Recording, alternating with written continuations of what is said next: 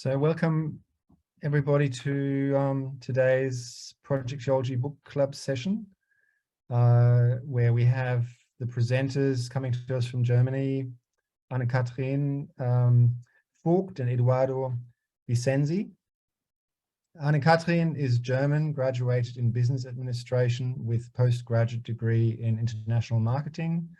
She has been volunteering in Conscientiology since 1996, is a teacher and Penta practitioner since 1998, and resides in Germany, where she's a volunteer of Rea Prendentia and a member of the Invisible College of Paravision and Pacifismology.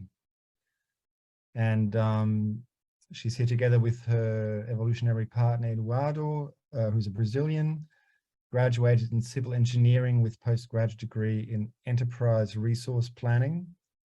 He has been volunteering in Conscientiology since 1997. He's been a teacher and Penta practitioner since 1998, and is a volunteer of Rea Prendentia and Consecutivus and a member of the Invisible College of Paravision as well.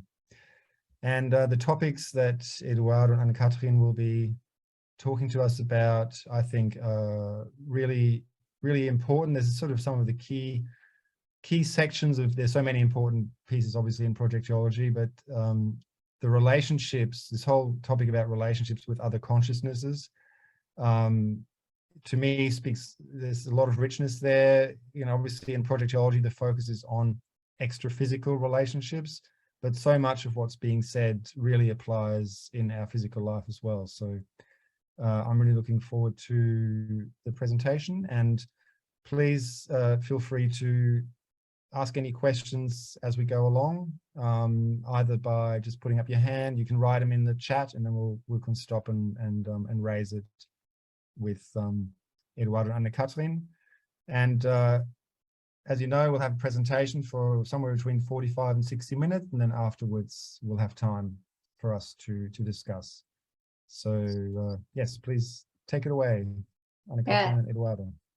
Thank you, Kim, for the introduction, and also for the whole team. Thank you for the invitation. And we thought we got lucky, né? When we got these, when we saw the chapters that that we should study and do the presentation, because it went in on. It was very, how to say, it was very a synchronicity with another study that we did, a presentation that we did 1 week ago. So we thought it's really helpful to think about relationships of the projected consciousnesses and all the parts that we have here. Do you want to show the first slide? Mm-hmm. Okay, we have these chapters, yeah, and I don't know if everyone read the chapters, and if not, that's no problem, because Eduardo, he organized a very didactic, very good presentation in order to seize different phenomena, different possibilities of manifestation of the projected intraphysical being. So please feel free to interrupt us anytime if there's something not very clear, or if you have associations of ideas, or if you have experience you want to share. That would be very interesting. And if not, we just go, okay? So here we have the first slide with the lucid projection and the evocation. So we have here the definition. Evocation is the willful act through which the extraphysical presence of extraphysical consciousnesses or projected intraphysical consciousnesses are summoned and end up appearing to the evocator, whether in the paratropospheric dimension or distant from the intraphysical dimension. So evocation works extraphysically when we are outside the body, but it works very well also when we're intraphysically. But normally we don't perceive the effects, the immediate effects of evocation when we are intraphysically. But when we are projected, we immediately sense the effect. So it's very interesting. We have here, we just highlighted two categories: that conscious lucid evocation, which is the, I think it's good to have to work with this. And the unconscious, the spontaneous, sometimes should be avoided because sometimes it's negative, okay? So we have the healthy and the pathological also. Eduardo, do you want? Yes, there we have some targets or possible targets that we can reach when we are outside of body. Through evocation. Through evocation. And the target can be outside the planet, for instance. A person or subhuman, like a dog, idea, or here is a parapsychoteca, I think. Yeah. So it's extraphysical place that we can access our whole biography and in other lives, that we had all this information about ourselves as is in this place. And also intermissive course. Then after we saturation our mind with the idea to reach a specific target that we planning to be projected, for instance, intermissive course, we can just do this and be there as a consequence of the vocation. Very good. So here we have the consciousness evocation technique. So we can use objectives. We should have productive or cosmoethical projectives. So it's better in order to be certain that you also have a high quality projection. Then we have we should think, for example, about the characteristics of the personality. If we have the target to meet a person. We should think about the environment or the holocene of the place or the person that we want to reach. The district where the evoked being is, maybe if it's a person who deceased, we don't know in what kind of state now the person is she already lucid or not? So we should think about the district. The evocator's psychophysical condition, in which condition is the person? If the person is in a delicate position, like a recently decimated consciousness, it's better not to evocate. The evocator's psychophysical condition, it's our, yes. So go ahead, brother. So this is our condition as an evocator. For instance, if you want to reach someone is deceased recently, because you are emotionally involved in this decision, this will to find the person. So it's necessary to be a discernment to understand what is your intention, real intention. You will help the person was, you just can want to help yourself to release your anxiety, for instance, to know information, to have information about the person. And then also to do a pre-analysis of the consequences. For example, if we evoke a person which maybe is not very stable emotionally, we can think that maybe the extraphysical consciousness is together with the person is also not in a good condition, and so on. And so we have to know what we can handle when we are projected in order to maintain our lucidity. So what kind of reaction this consciousness will you have when you face to face with you? Mm-hmm. And then here's just to illustrate how it's handled. So the vocation starts with our thoughts, our thoughts, sentiments, and energy. So the energy do this connection with this physical consciousness. If our thoughts is anti-cosmoetical or immature or not positive, we will very emotional.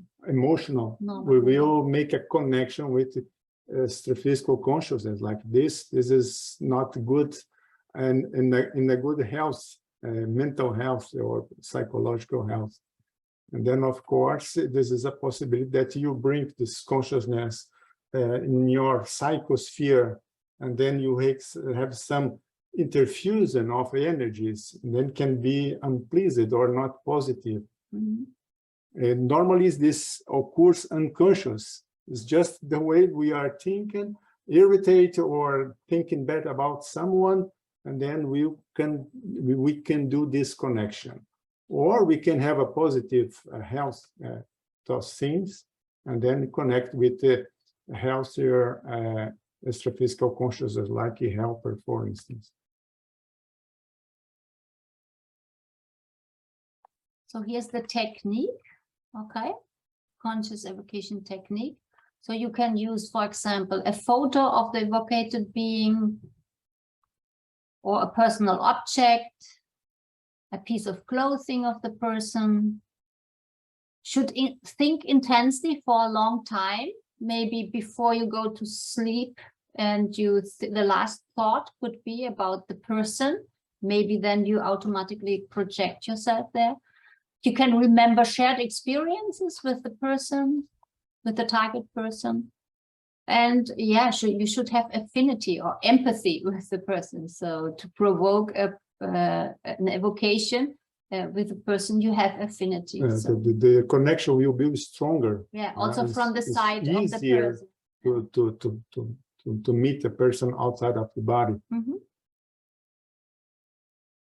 So here we have the unconscious evocation. Can I just ask, I'd just like to ask a question. Do we know, so is there any information, or do you know maybe from experience, how the evocation is perceived by the extraphysical consciousness? You know, like, is it like a telepathic communication that they know they're being called? Is it just an energetic, you know, I mean, I guess it probably depends on everybody's lucidity, but you know, just an energetic connection that is sort of an unconscious one. Can they decide not to? Yeah, I guess you already responded your question. Yeah, I think it depends on the condition of the lucidity also. Then I think it depends on the sensitivity of the person. But if it's an intraphysical person projected, it's one thing, but an extraphysical person maybe perceives more direct, I don't know. But then we can also ask ourselves, how do we perceive the evocations of others? And I think there we can more or less see how we work.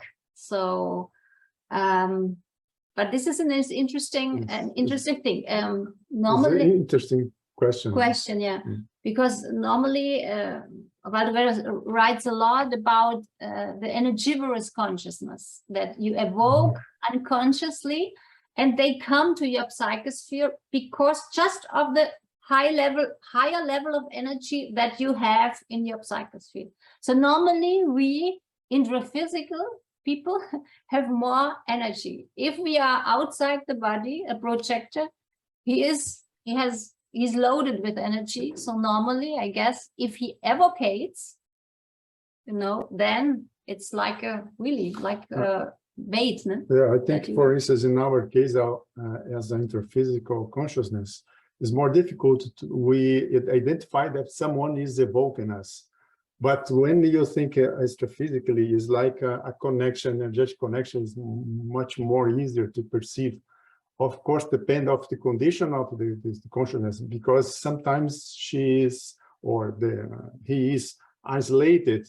For instance, like in treatment, dimension of treatment, and then it's not communicable at that time. So the vocation will not result in exactly what you want, you know, to evocate, and all the other way is like the same interests or the same idea. For instance, in consciousness, we evocate as intruders through the same idea, the same pattern, the same interest, anti-cosmetic interest, like a radio is tuning in the same frequencies, and they capture someone is called me because this idea is so interesting to me, and then I want to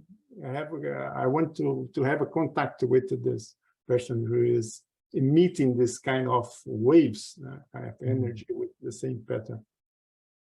I mean, there seems to me to be a bit of a technical difference between, you know, attracting like-minded people because we have a certain energy that we're putting out, or we're putting out a frequency and we come across similar people.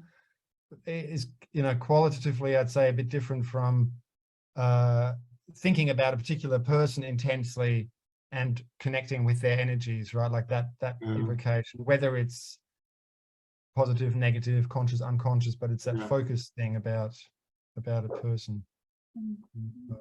Yeah, anyway, it's all on the spectrum, maybe, right? On the spectrum of yeah, but I think your question was very good. So we as projectors should reflect always what is our intention and what is our quality of thought scene when we do the evocation.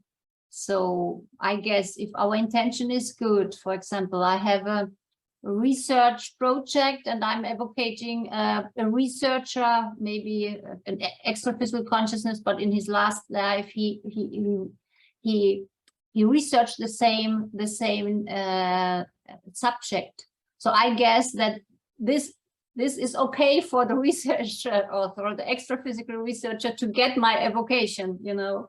So I think we should think about that, about our quality of intention. What is our real intention? Important to be awareness about this process, because to me happens sometimes I am researching some topic, some issue, and then I saturate my mind to doing the research and study, and then I will go sleep, and then during the night I have experience connected with the issue that I was studying before sleep, before in the bed. No? Yeah, thank you. Okay, yeah, we have here the agents of the unconscious evocation. So maybe we see a family photo album together. We remember people from the past.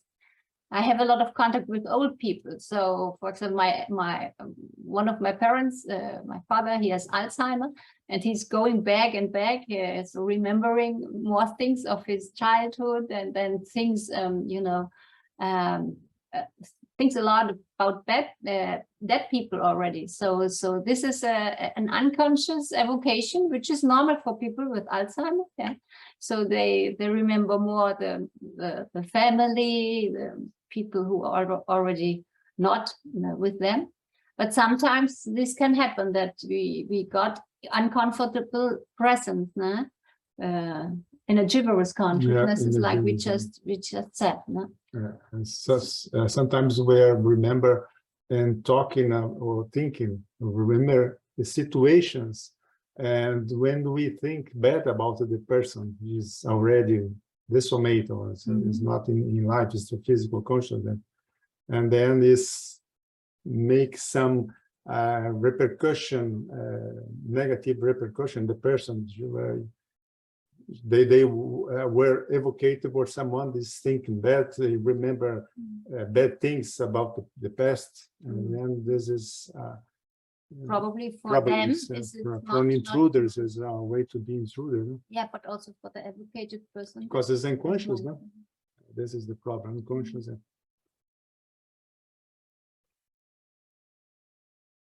So here we have the effects. We can have negative consequences from the unconscious evocation. It's in most cases. And then we have transitory or permanent intrusion. We will come to intrusion. You have a very didactic slide. I think we talk about that afterwards. Okay. And then as a projector, you can work as an assistential bait. You start in an ordinary waking state with the evocation sometimes, and then afterwards projected, you will have to a face-to-face contact with the extra-physical being. Normally, the assistential bait situation is controlled by helpers.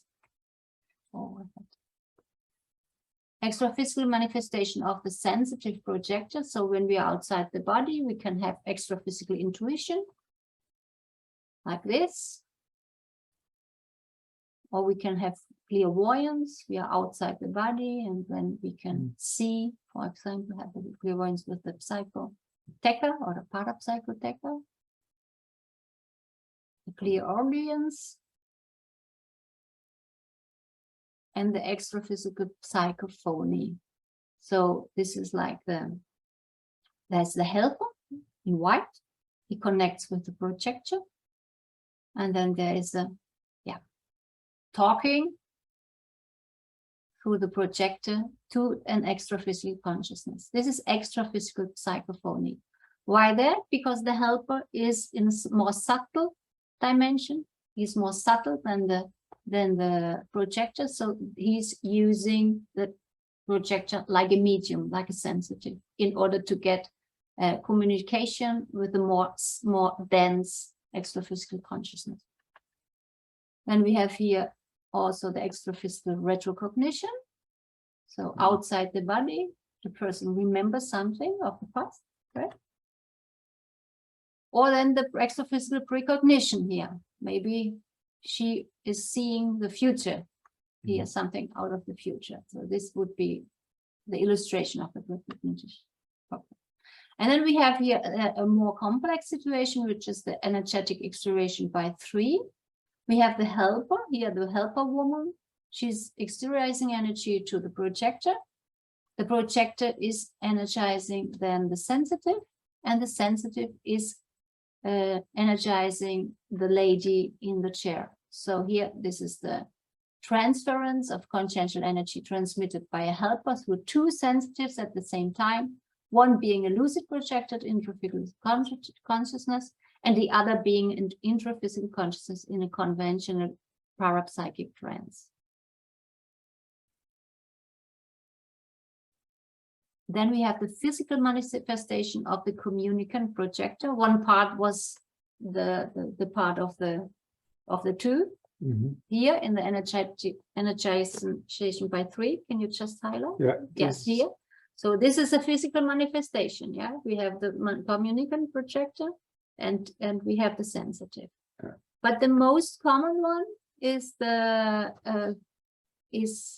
projective psychophony, and we can see here what is the psychophony. So the projector comes, and then to an intraphysical consciousness, and like an extraphysical consciousness, in this case, it's the projector and not an extraphysical consciousness. He communicates through an intraphysical consciousness.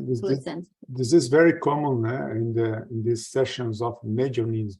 With extraphysical is very common. And then the medium here thinks that is extraphysical consciousness, but could be an intraphysical projected consciousness. And then this is the way to talk about talk through the medium or the sensitive. Yeah. Okay. Then we have the inter vivus communication technique. It's the physical anemic parapsychic communication of the intraphysical consciousnesses projected from the soma with the consciousnesses of other human beings in the waking state. So it's the projector with other human beings in the normal waking state. So we have here the apparition, the appearance of the consciousness of the intraphysical projector to other intraphysical beings. Do we have a picture? Yes. So here we have the lady, which is projected, and there is the other intraphysical consciousness, which really can see. It's like the projector is appearing, is very dense, okay? And sometimes it's like the projector is dense, but also the person who is looking has some type of clairvoyance, so half and half, okay? Then we have the reactions of the intraphysical consciousnesses to the apparition of the projector. So Waldo Vieira discusses here the typical reaction. So it's depending on the psychological state of the percipient. the human environment, the degree of the apparition's changeability, and the ideas, emotions, and so on. So I think it depends on the person, how the person reacts, if he's very surprised, Or shocked, very mystical, or very mystical. religious.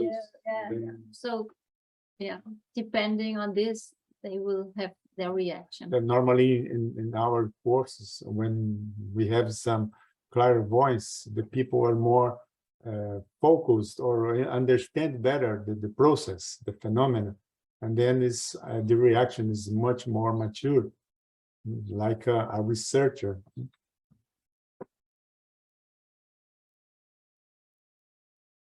So This is now we have- bilocation, or Yeah, materially. it's the bilocation. So Ah. the projected lady, she appears to another intraphysical lady. So she is in that environment, but also she is lying in her own bed. So her physical body is lying in her own bed.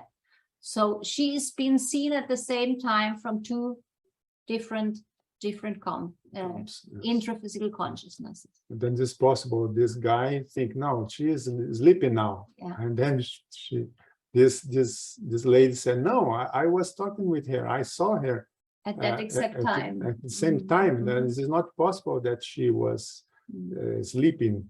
So this can happen. I remember a situation, and my sister was working like a volunteer in an institution called Brazilian Society of Spiritism, or something like that. And this medium has this capacity to project their psychosoma, and then he was sitting in a desk, and then at the same time in another room, he was manifesting and talking with another person, because you can densify your psychosoma. Is tangible, became tangible to the others. Then the telekinesis. Do we have a Telekinesis, illustration yes, here this is from this. the telekinesis? I think you already in other chapters we talked about this. This moving objects, Yeah. for example. This yeah. is very similar. Some projective poltergeist is also has this You talked about poltergeist to already. move, the telekinesis to move objects, and then can provoke it through dense energy. Yeah, the poltergeist is more of disturbance, physical alterations, and normally, yeah. Okay. Then we have the projective psychography. This is process, no? Yeah, so it's the So- projector who is then Yeah. psychography. Yeah. And then we have the projective That psychometry. uses The psychometry also is is reading the quality of energy or information Of from object an is, object you can read. of course, out of the body is easier or less difficult to capture the quality of the energy, or even the content of an object or an environment, an entire place you can read. But this is a capacity that we can develop intraphysically in the wake state, ordinary wake state, in order to capture some information about this object, because they are bringing energies, consciential energies. And then we have the telepathic transmission and reception with an intraphysical consciousness. Again, here projector, with a projector which is doing the emission, and then we have the receiver on the Yes, intraphysical. they try transmitting an idea, mental soma to mental soma. If this person is more, how I say, more Open open, or sensitive. no sensitive, they can capture thoughts. Or this is another way to communicate if we cannot use the psychophony. Then we have the extraphysical attacks upon the projector. The definition is the act of someone aggressively attacking the personality of the human projector when in the ordinary physical waking state, or when projected from the soma in the psychosoma.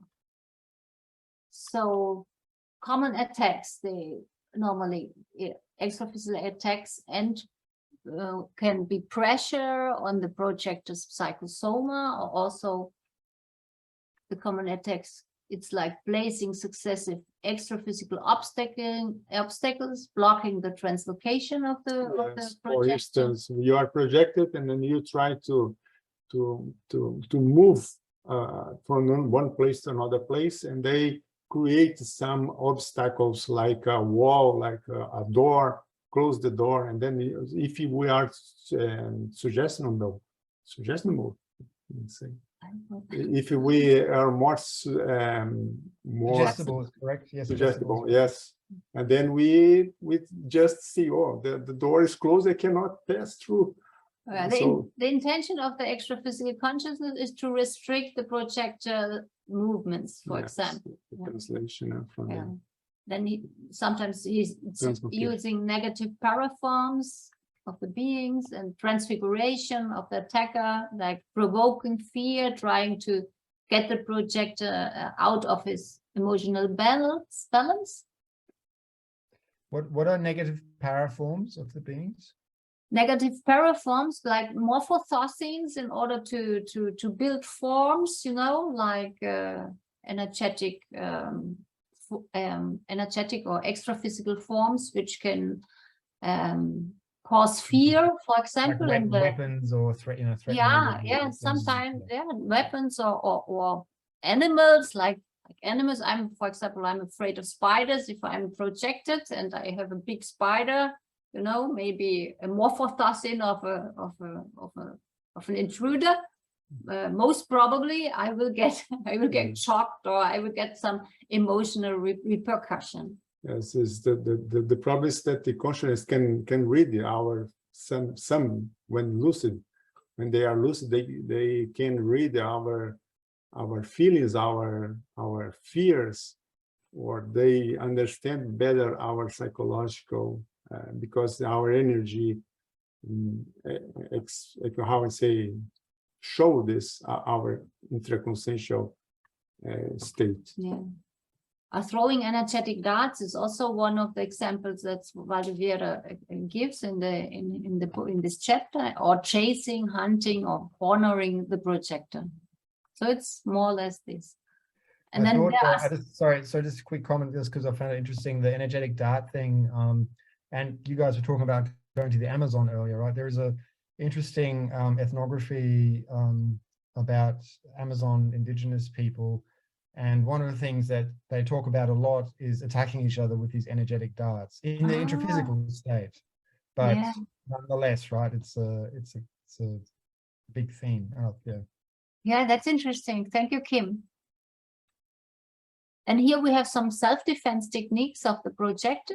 So when we are under attack or something like that, you know, we can think of a connection with the physical helpers, sterilization of the consciential energy. This works very well. Of course, we need to have confidence that we can, with our energy, to exteriorize, to solve the threat that we are feeling at the moment. It depends of our productivity. For instance, when we are outside of the body, the quality of our intentions, what we used to do outside of the body, it makes a difference for us. And if it's positive, we create more protective. Then it's important to be aware of the cosmoethical laws, you know. So depending on your attention, you will have the quality of contact, you know, with the other consciousnesses. Yeah. A lucid volitation is also self-technique, because you can, maybe if you're on the paratrosphere and you got an attack, sometimes there the consciousnesses are walking, but you can fly and use the volitation to get out of the sea. Sometimes generates a surprise in this physical consciousness, because they used to walk in this physical dimension, and more ill physical dimension, more dense.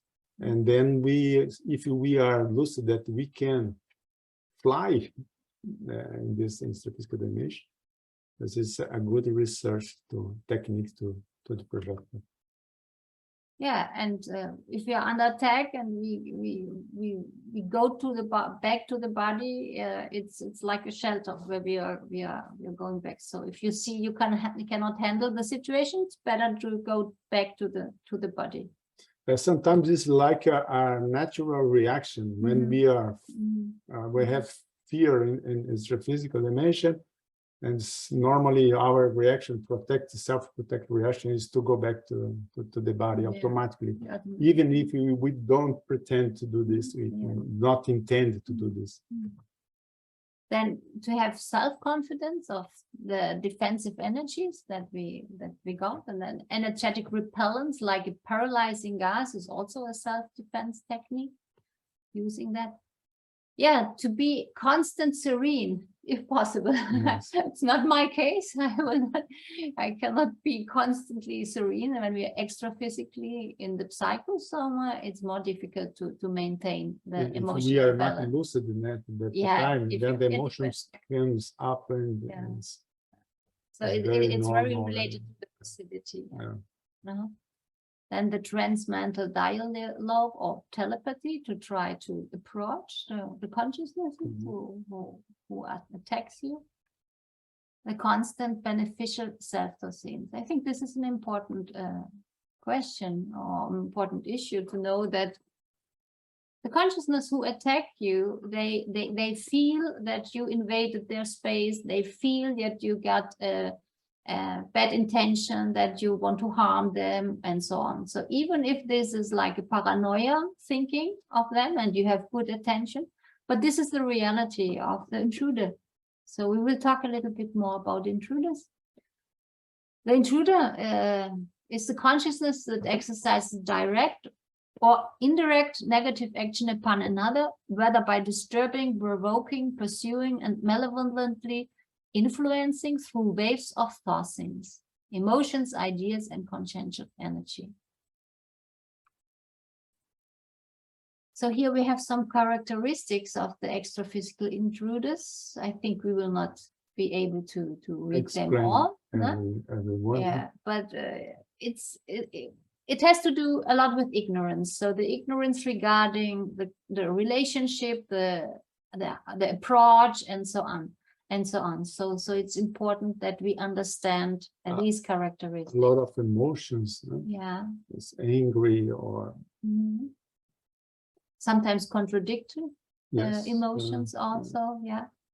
May or may have not a personal connection with us. It's important to see, good to know.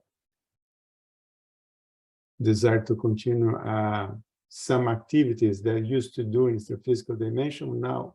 And you are in the physical dimension, you look for someone to do the same thing that we used to do when we were in the intraphysical dimension. That's the case maybe if an addict undergoes the dysoma, then they still feel the need of that quality, of that energy, and they see if they get another intraphysical consciousness to do what they are longing to do. Okay.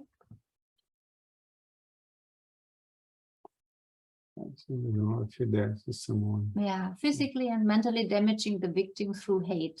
This is one of the characteristics. That attempting to bring the victim back to the extraphysical dimension. For example, you put the egotistical love. This is also an example. So sometimes it's our family members or partners or so, but it was not a very healthy relationship. So it's more based on attachment. Attachment. Okay. This is we explain how to work. So it's connected with evocation that we said before.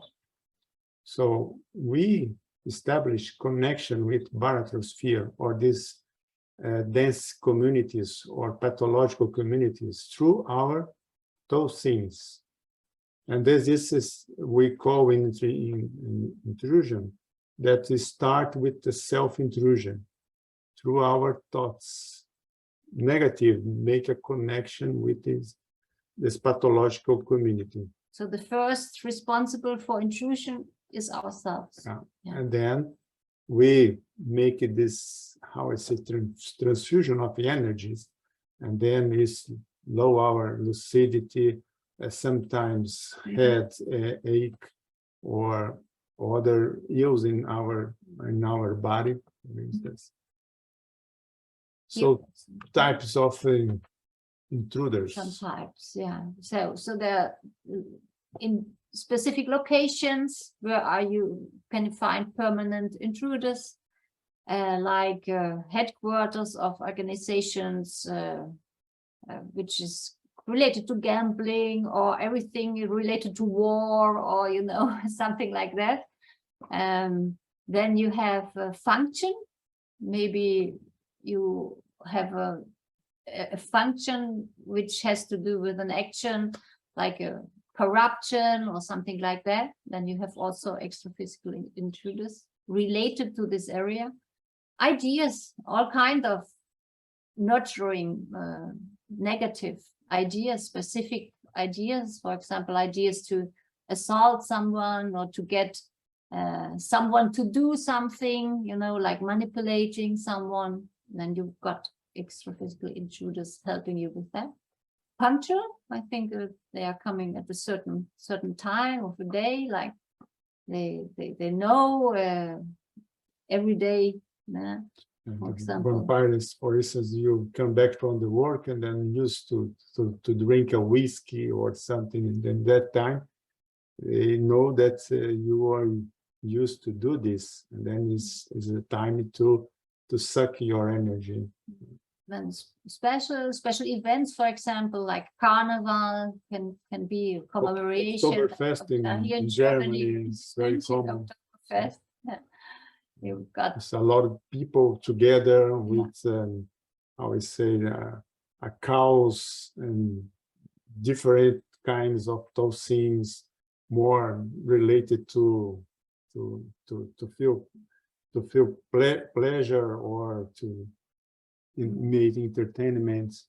And then there are technical, like technicians. Some intruders, they can work alone or in group in a technical way. They organize themselves. So depending, but interesting is the courses, I think. So where are we open to get to attract extra physical intruders? And here we can see the emotions like grief, or negative sexual contacts, tossings of belligerence, like we talked about unconscious evocation or preconceptions. So these are all fanatism, prejudice, beliefs, also beliefs. Go ahead, Magali. Yeah, I think here when you talk about emotions and also before, fear is one of the things that they use a lot to get us, right? When we don't have knowledge about things, and I think one thing that can prevent us from the intruders, like to be intruded, is like you said, our pathological thoughts. Because first it starts with ourselves, but also when you don't have knowledge is a problem, because then you fear things more and you get into your emotions and all these pathological thoughts, and you blame yourself for most of these movies that we see, that people are lost in the afterlife, is because they get in that state of guiltiness, fear, all about emotions. I just want to bring that, because I think it's an important cause of all these that you bring in here. Yeah. And people, they also sometimes they don't really know what is emotion and what is sentiment. So the difference of emotions which are more worked out, like for example, you have more fraternity, you feel brotherhood, or you feel like very grateful. These are sentiments. This is not something which attracts intruders, okay? So it's important to understand that, that these emotions, like you said, fear, but also like big passion or something like that, can also attract intruders. Yeah, we don't have enough self-knowledge, I guess, about our emotional world. Yeah. So inhibitors of extra-physical intruders or extra-physical attacks. Yeah. So if we maintain mental hygiene, okay, which includes what Magali just said, to know more about our emotions, about the fears, guilt, self-knowledge, okay, how we work. And to do a reflection, use the rationality, to be used to be rational, to analyze the things, to interpret the things. Without repressing the emotions, because repressing the emotion is also not a solution. We have to understand the emotions and be agile in order to get away from emotion, because we understand the emotion and we change the emotional state. This thing is related to the balance or the optimism. Also, the person is very pessimistic, it's very difficult to get out of the intruders. The intrusion is very common because it's the weak point that can get in your psychosphere and doing. If the person is pessimistic, And then the confrontation, it's an inhibitor also. Through lucid projection, for example, we can direct contact with the intruder and try to handle the situation, to get a conversation. What you want? What can I do for you? What we can solve this situation. Okay. I think also here it's about questioning, right? Because if you accept and believe everything people say, you know, there is this movie, The Soul, and it's a cartoon, right? I don't know if you have seen, but it's from Disney, and he dies, and he doesn't want to die. He wants to come back, and but you know, there is a soul there that you see the intrusion because someone else told her that she was like this, and she believed it. And so she blamed herself. She even questioned if that is true or not. I think when we are more influenced by others, how we are guilty and we don't question it, we don't see the situation, and we just blame ourselves, and then so I think more influenceable a person is easier to be intruder. Yeah. I would agree on that, Megan. Start with the self. Now we can see the importance of to invest in self-knowledge. Because if we don't know us, actually, it's very easy to someone to put false ideas about yourself and to make you weaker in your self-confidence. And this. Then here we have the possessive consciential projection. So it's the projection whereby the projected intraphysical consciousness temporarily possesses an intraphysical person or a subhuman intraphysical animal.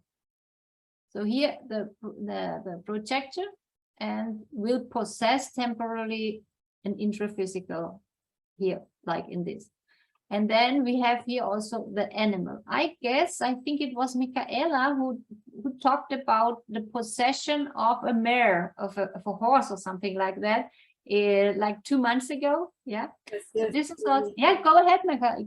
This would be a very interesting experience. Because I didn't have the experience yet. But I don't know. I wonder now if it was good possession or bad one. I don't know what I have experienced. Okay. But it was an experience. And now I wonder about those animal powers, animal we use sometimes in our meditation. Mhm. Don't know. But it was interesting to be in the body of a mare for me, because I didn't make any distinction between myself as a human and the mare Mhm, I was in. mhm, mhm. I Yeah, don't know. Yeah, yeah. this is very interesting. Yeah, but it's a experience. fact that, or it's a para fact that it is possible. It's one of the Mm. possibilities, and you Yes, yes. experienced it. So Yeah. it's very, very interesting. yeah. Yeah. Here we have the de-intrusive consciential projection. It's an assistential projection that is specialized in tasks of extraphysical interconsciential de-intrusion. Okay. The first steps for de-intrusive projection are sometimes made in a typical oniric or nightmarish climate, because the projected intraphysical consciousness is still not able to maintain the serenity and balance required to preserve the correct recall of the extraphysical events. I think this happens to all of us, that we have sometimes nightmares, but they are not really nightmares. It's an extraphysical event. We are involved. Sometimes it's very emotional, and then we are getting back to the body, and we have a lot of like images, and we might not be able to explain everything, but sometimes we get an energetic bath or something like that, which could be pointing out that we have been part of a de-intrusion procedure, where the projector, as he has a loaded hollow chakra and an energosoma, a lot of energy, is working, you know, with the energy together with the helpers who are overseeing or who are supervising the whole de-intrusion procedure. Okay, you can see this is the intrusion is very common. It's very also this is the same. This is the same practically we talked before about the inhibition, the attacks, yeah, how intruders, and so. Okay. I have a question again, just in terms of the, I mean, what do you think around the recall? Like I mean, I have that experience is very common, the sort of nightmarish dreams, and feeling very energized afterwards. And I mean, for years, right, for many years, and I've kind of almost given up on trying to recall. I've sort of decided, well, I don't know, it sort of feels like it's out of my hands in a way, but I still every now and then I think it would be nice to bring more awareness to that state. I mean, I don't know, do you guys have any suggestions? Yeah, we have in the Projectiology books different techniques. I think it's more at the end of the Projectiology book. I personally like the technique of every 90 minutes you get a signal, you know, to wake you up. Okay. Yeah. So, but you have to have discipline to not just you know, wake up and then, oh no, I want to go sleep, but you try to remember what happened through the last 90 minutes, knowing that you will sleep another 90 minutes and maybe projecting, and then another way. So it's like sometimes you have to wake up and make a mental effort in order to get your memories. This is the technique which has most worked with me, but I have to admit I don't have the discipline to do that along. But if I have this insatisfaction that I know I was working and I have no idea anymore, you know, but I have this sensation there was something, and it goes 2 or 3 days, then I do this technique. But there are other techniques. Well, I like the waking back to bed technique generally for projection. I think that's so. It seems like a more extreme version of that in a way, every 90 minutes. But yeah, it's a good idea. The assistential consciential projection. Yeah, we have some assistential techniques outside of the body. So this is beneficial service performed by the intraphysical consciousness projected from the human body, generally psychosoma, alone or participate in a multi-dimensional team. So we have some experience, some photos here to understand. For instance, in this case, assistance to intraphysical consciousness through energy, or even thoughts and transmission of a good pattern of energies to help this consciousness, or just energizing.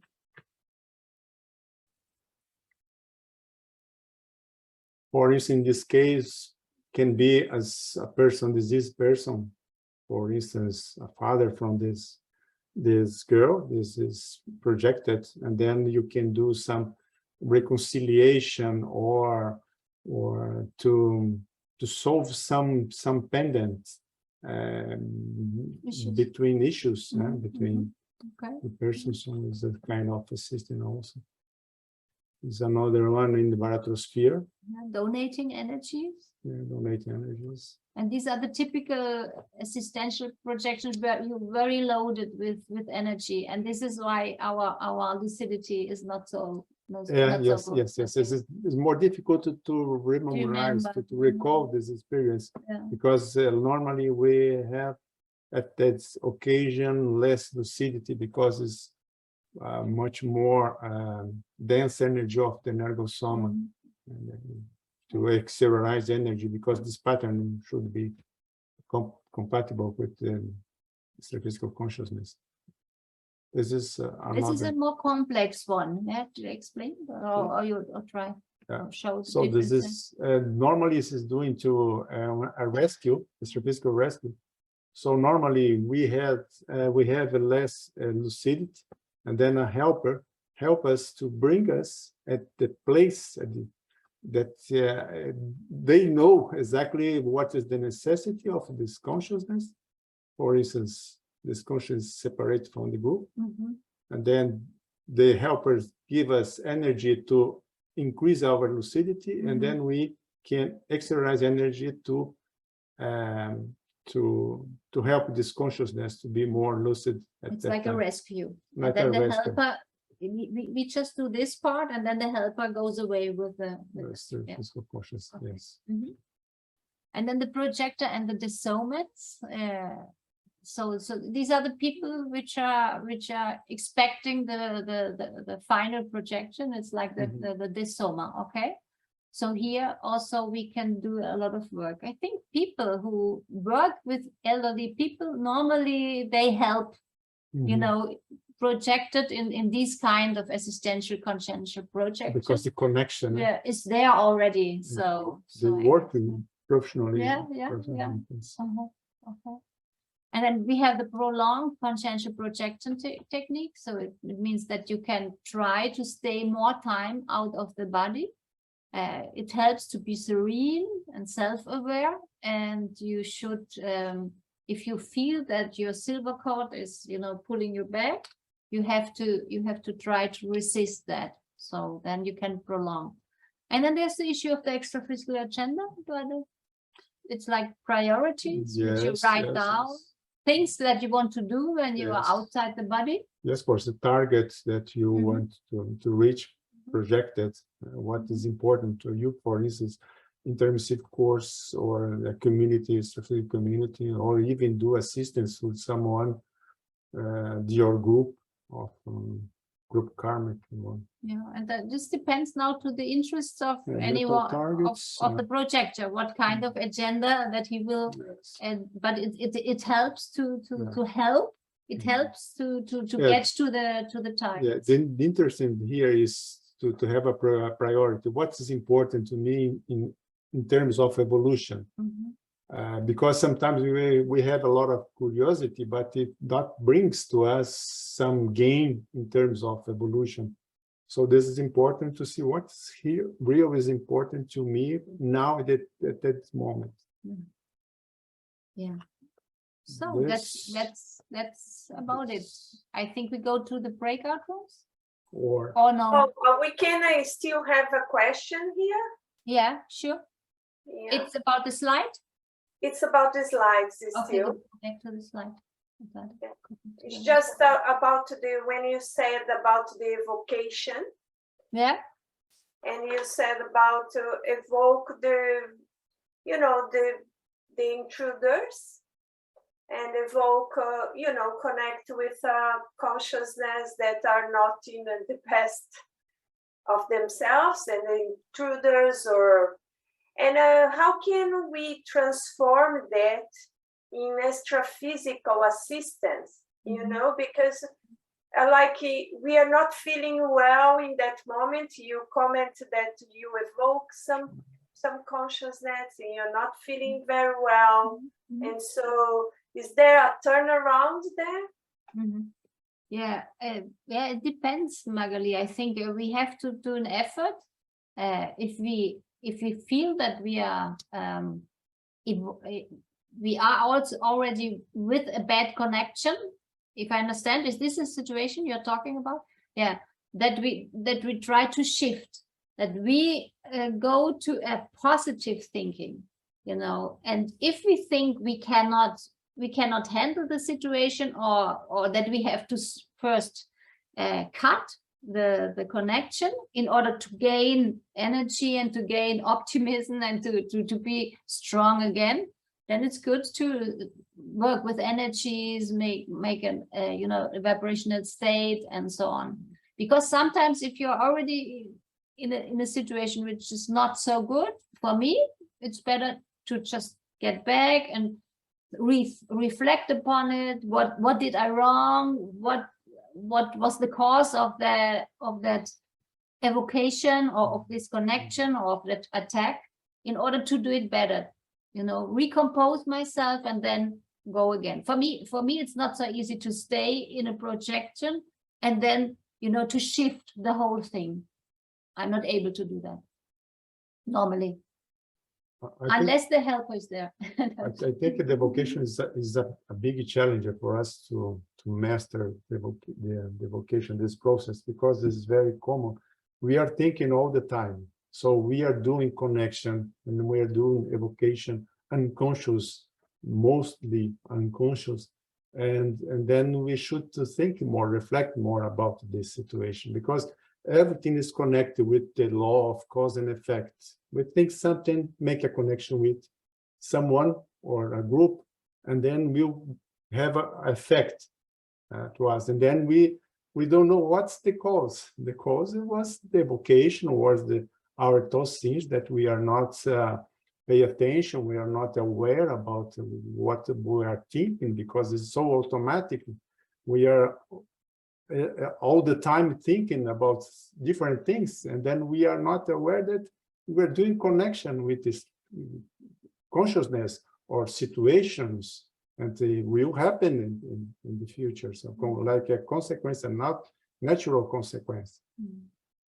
Yes, so every month we present a different technique so that we can put into practice everything that we are learning in these sessions. So thank you very much, Eduardo and Catherine.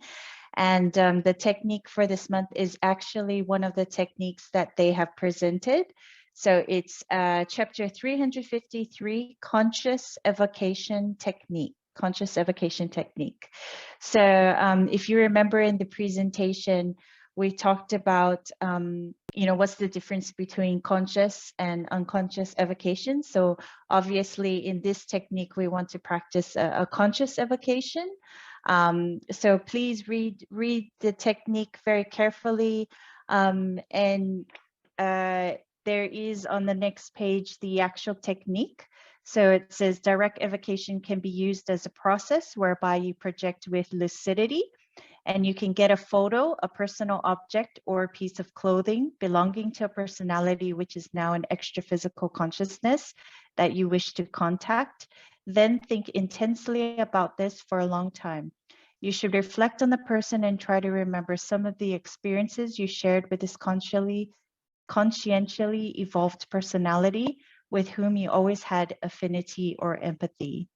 So again, and there are some tips about avoidances, and what we need to be aware of when practicing the technique. So please read it carefully and come to our next meeting, which is on the 17th of September. And hopefully you can share your experiences. Sorry, could you just repeat Yes, the it's chapter? 353.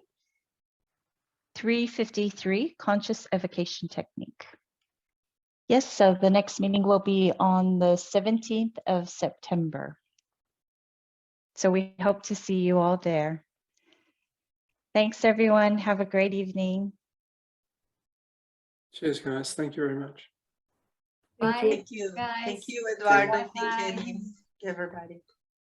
Bye.